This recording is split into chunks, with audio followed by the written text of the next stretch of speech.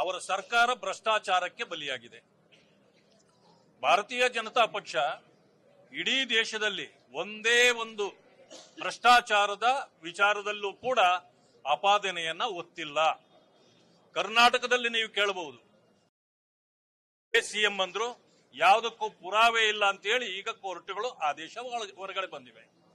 Even police ಇದನ್ನ PSI ಕೇಸನ್ನು ಕೂಡ ನಮ್ಮ ಮೇಲೆ ಏರಿಸಿದ್ರು. ಇದೆಲ್ಲವೂ ಚುನಾವಣೆಗೆ ಎಣದ ತಂತ್ರ ಕಾಂಗ್ರೆಸ್. ಅದಕ್ಕೆ ಕಾಂಗ್ರೆಸ್ಗೆ ಇವತ್ತು ಶೂನ್ಯ ಸಂಪಾದನೆ ಸಿಕ್ಕಿದೆ.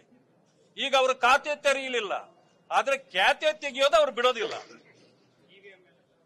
EVM ನಾನು ಹೇಳ್ತೇನೆ, EVM ಈ ರಿಸಲ್ಟ್ ಅನ್ನ ಎಲ್ಲಾ ಸಂಸ್ಥೆಗಳು ಕೂಡ ಮೊದಲೇ ಹೇಳಿದ್ವು. ಕಾಂಗ್ರೆಸ್ ಒಂದು ಬರ್ತದೆ ಅಂತ, ಪಾಪ ಅದು ಕೂಡ ತಪ್ಪು ಲೆಕ್ಕ ಹಾಕಿದ್ರು. ಅವರು ಒಂದಾದ್ರೂ ಇರ್ಲಿ ಅಂತ ಹೇಳಿದ್ರು. ಆದ್ರೆ ಈಗೇನಾಯ್ತು, ಒಂದು ಕೂಡ ಅವರಿಗೆ ಬರುವಂತ ಸ್ಥಿತಿಯಲ್ಲಿ ಅವ್ರು ಇಲ್ಲದೆ ಇರೋದ್ರಿಂದ ಇನ್ನು ಮುಂದೆ EVMಗಳ ಮೇಲೆ ಮಾತಾಡೋದನ್ನ ಅವ್ರು ನಿಲ್ಲಿಸಬೇಕು. ಆಮೇಲೆ ನಾನು ತಮ್ಮೆಲ್ಲರ ಮೂಲಕ ಮನವಿ ಮಾಡ್ತೇನೆ, ರಾಹುಲ್ ಗಾಂಧಿ ಅವರೇ, ಬರ್ಮುಡಾ ಬಿಟ್ಟು ಬೇರೆ ಏನು ಉಳಿದಿಲ್ಲ ನಿಮಗೀಗ. ಒಂದನ್ನ ಅರ್ಥ ಮಾಡ್ಕೊಳ್ಳಿ, ಆಪಾದನೆಗಳನ್ನ ರಾಜಕೀಯವಾಗಿ ಮಾಡ್ತೀರಿ.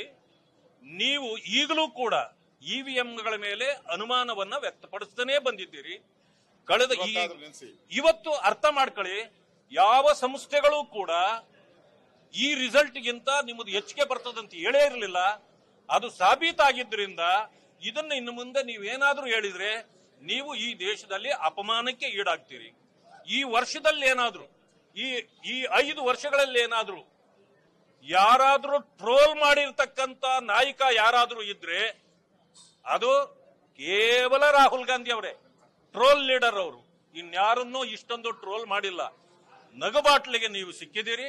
ಇವತ್ತು ಕಾಂಗ್ರೆಸ್ಸಿನ ನಿಜ ಸ್ಥಿತಿ ಏನು ದೇಶದಲ್ಲಿ ಅಂತಕ್ಕಂಥದ್ದು ದೆಹಲಿಯ ಫಲಿತಾಂಶ ಇವತ್ತು ನಿಮಗೆ ಎತ್ತಿಕೊಟ್ಟಿದೆ.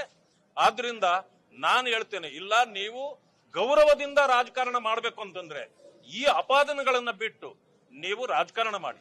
ಇಲ್ಲ ಅಂತಂದ್ರೆ ನಿಮಗೂ ಒಳ್ಳೆಯದು, ನಿಮ್ಮ ಪಕ್ಷಕ್ಕೂ ಒಳ್ಳೆಯ ಆಗ್ತಕ್ಕಂಥ ಒಂದು ವಿಚಾರವನ್ನು ಹೇಳ್ತೇನೆ.